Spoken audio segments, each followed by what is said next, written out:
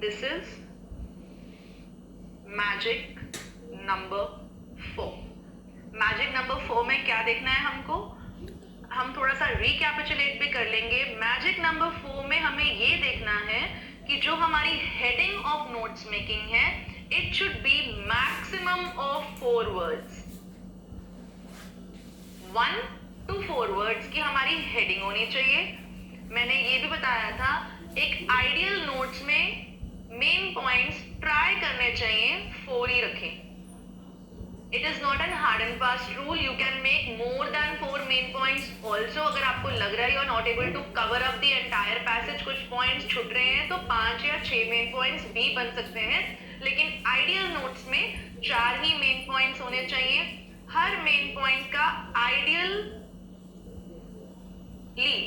सब points जो हैं उसमें 4 ही होने चाहिए। 4 सब points होने चाहिए। Number of words in main points.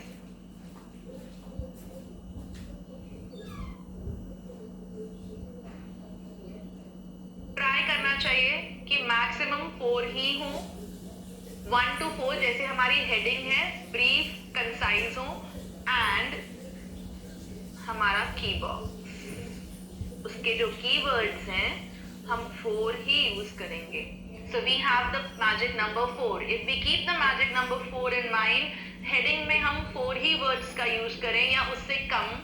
Main points try करें as far as possible 4 ही बनाएं, सब points 4 बनाएं। Number of words main points में maximum 4 रखें।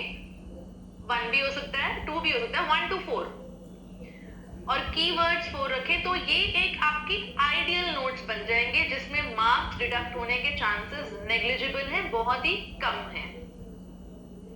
आफ्टर दिस आपने first part of question number 2 in your exam आपने अपनी नोट्स बनाए according to the format that I have discussed with all of you. Then in B part you are expected to write the summary. जब आप summary लिखते हो एक passage की, वो क्या होती है, आप उस पैसेज की जो जिस्ट है, जो सेंट्रल आइडिया है, आपने उसके नोट्स अभी बनाए हैं, अब उसके बाद उस सेंट्रल आइडिया को कम करके लिख रहे हो। You are writing the entire passage in से अबाउट 70 to 80 वर्ड्स, उससे ज्यादा बिल्कुल भी नहीं। तो उस समरी को लिखने से पहले आप या तो ये वर्ड समरी लिखोगे, और you can write the title या हेडिंग जो आपने नोट्स को दी है अभी, दोनों ही एक्सेप्टेबल हैं। या तो आप समरी वर्ड लिखो so the examiner knows कि आप समरी लिखना शुरू कर रहे हो, नहीं तो जो आपने नोट्स में हेडिंग दी है उसी को रिपीट कर दो समरी में। एंड 1 पैराग्राफ फॉर्मेट में आप मार्जिन से शुरू करके 60 to 80 वर्ड्स में अपने पैसेज की समरी को लिखोगे। As far as possible direct complete sentences passage के कम उतारने चाहिए, and you should write your own sentences. लेकिन अगर बहुत डिफिकल्टी आ रही है, बिल्कुल नहीं लिखा जा रहा, तो पैसेज के कंप्लीट सेंटेंसेस भी आप लिख सकते हो अपनी समरी के अंदर। सो ऐसे आपकी समरी भी कंप्लीट हो जाएगी, एंड इन 2 सेगमेंट से आपके नोट्स जो हैं वो कंप्लीट हो जाएंगे, और इस तरीके से आपका एक मार्क का क्वेश्चन जो है वो रेडी हो गया है। Now we can actually read a passage and try to form notes. इस पैसेज के हम नोट्स बनाने की कोशिश करते हैं। एक एग्जामिनेशन टिप ये भी है कि यूजुअली जब हम पैसेज पढ़ते हैं, ये पैसेज मेरे एग्जाम में आया हुआ है सपोज, जब हम इस पैसेज को पढ़ने की कोशिश करते हैं, यूजुअली हमें जो हेडिंग है, जो जिस्ट ऑफ द पैसेज है, वो पहले 2 पैराग्राफ्स में, पहले पैराग्राफ में मिल जाता है। ठीक है, so now let's try to read this passage and figure out क्या हमें समझ में आ रहा है, ये पैसेज किसके बारे में है, और अगर हमें इसके नोट्स बनाने हैं तो हम कैसे बनाएंगे। The practice of soil conservation involves methods to reduce soil erosion, prevent depletion of soil nutrients, and restore nutrients already lost by erosion and excessive crop harvesting. Most methods used to control soil erosion involve keeping the soil covered with vegetation. In conventional farming, the land is plowed several times and smoothed to make a planting surface, a practice that makes it vulnerable to soil erosion.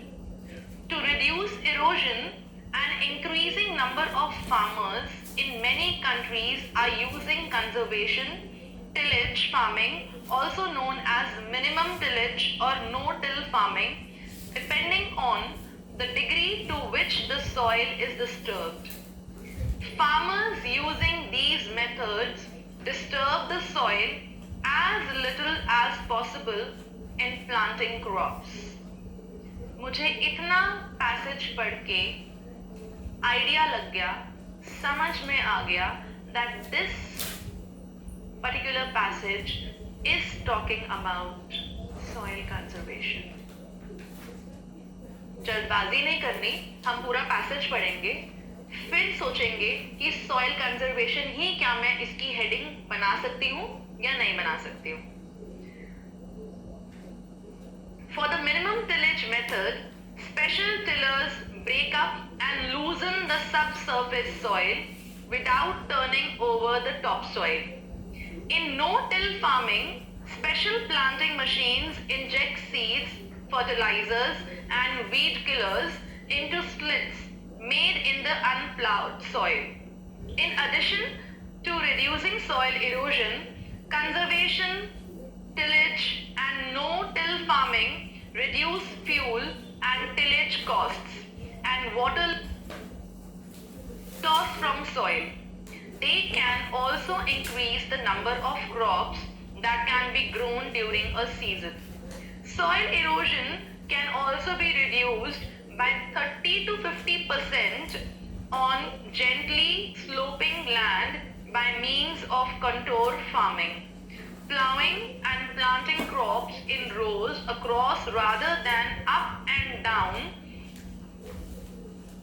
the slope contours of land. Each row planted horizontally along the slope of the land acts as a small dam to help hold and slow the runoff of water.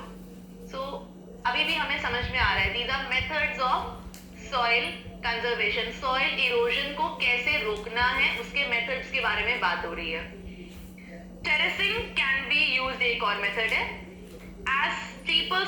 On steeper slopes, each terrace retains some of the water running down the vegetated slope. Terracing provides water for crops at all levels and decreases soil erosion by reducing the amount and speed of water runoff.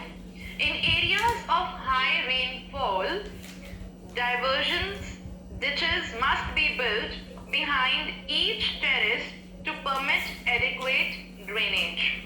In strip cropping, a series of rows of one crop, such as corn or soybeans, is planted in a wide strip. Then, the next strip is planted with a soil-conserving cover crop, such as grass or grass-legume mixture, which completely covers the soil and thus reduces erosion. These alternating rows of cover trap soil that erodes from the other rows, catch and reduce water runoff and help prevent the spread of plant disease and pests from one strip to another. Windbreaks can reduce erosion caused by exposure of cultivated lands to high winds or shelter beats. These are long rows of trees planted to partially block the wind. Windbreaks also provide habitats for birds, pest eating and pollinating insects and other animals.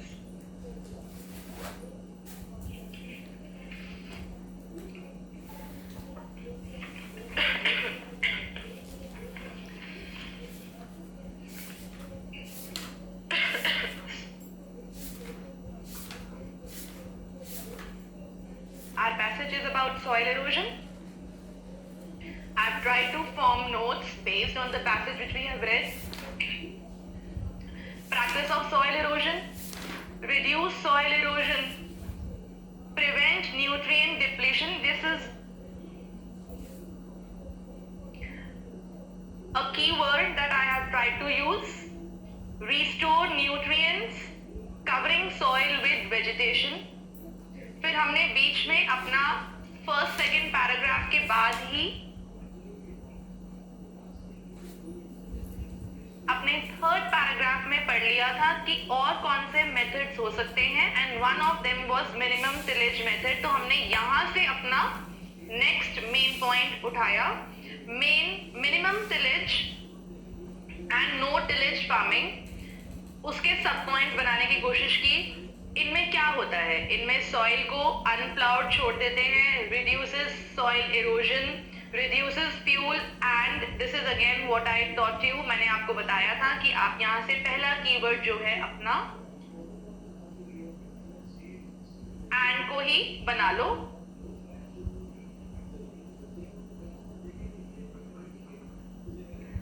Tillage cost, less water loss, more crops. इसके बाद preventing erosion on slopes कैसे कर सकते हैं, हमने सब points लिखे. Control farming से, टेरेसिंग से, reduces amount and speed of water. मैंने एक और अपना कीवर्ड यहाँ पे यूज किया. मैंने अमाउंट का शॉर्ट फॉर्म यूज किया है यहाँ पे. Even though amount is not used over and over again in my passage, still मैंने amount का short form यहाँ पे use किया है. It provides water. आप एक बात और भी notice करोगे, यहाँ पे मैंने fourth sub point नहीं बनाया. So it is no hard and fast rule. I mean यहाँ पे अगर आपने fourth sub point नहीं बनाया, कोई आपको penalize नहीं करेगा, कोई आपके marks नहीं काटेगा. As far as मेरे सारे points इसमें cover हो रहे हैं, I will be awarded full marks. मुझे full marks मिलेंगे. जैसे यहाँ पे मैंने एक पॉइंट नहीं लिखा और यहाँ पर मैंने एक पॉइंट ऐड कर दिया. हमने ये ट्राई करने की कोशिश की थी कि 4 सब पॉइंट्स ही होंगे, लेकिन अगर एक एक्स्ट्रा ऐड हो गया अगेन कोई प्रॉब्लम नहीं है. मुझे लगा कि यहाँ पर 3 सब पॉइंट से मेरी बात कंप्लीट कही जा रही है, तो मैंने 3 ही सब पॉइंट्स यूज किए हैं. यहाँ मुझे लगा कि मेरे 4 सब पॉइंट्स में बात कंप्लीट नहीं हो रही है, तो मैंने 5th सब पॉइंट का भी यूज किया. Strip cropping and wind breaks, series of crop, soil conserving, cover crop. It prevents spread of diseases. Again हमने यहाँ से अपना एब्रिविएशन यूज किया है. Wind breaks, prevent erosion by winds. Wind break भी हमारा एक एब्रिविएशन है, हमने एक शॉर्ट फॉर्म यूज किया हुआ है. Habitats for animals. So in this way I think हमने ट्राई किया है कि हमें एक आइडियल नोट मेकिंग का फॉर्मेट और सैंपल क्वेश्चन दिख जाए. ये आपका A part of the question है. उसका B part is here. B part just as I had discussed when I was discussing the format, that we have to write the